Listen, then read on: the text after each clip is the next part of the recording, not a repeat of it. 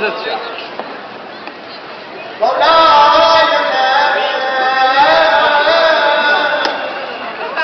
Günbəz daha bu sən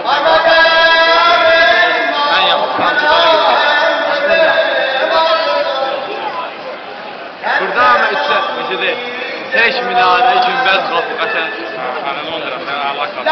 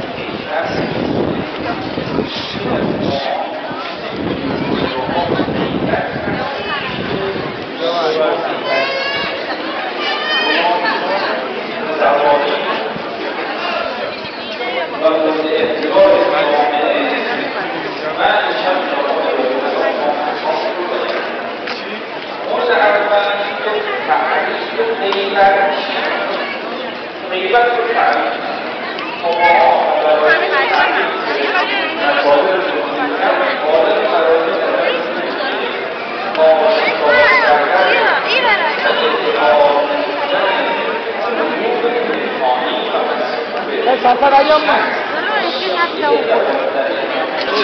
Sekarang restoran Marolo.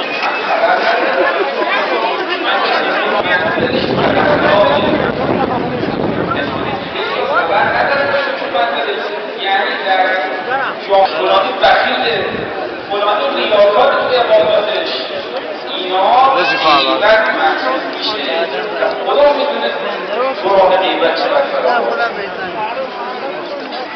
بعضی وقتا وجود در افعال فلانی پرپره فلانی پرپاب دیگران اطلاع ندارن از این دینیه معنویه مثلا میگه فلانی تو منزلش تو نمازش مسابقه گره همش نمازش آخر وقت میکنه غیبت تو خیلی از معنی نمیدونن که آقا نمازش آخر وقت میکنه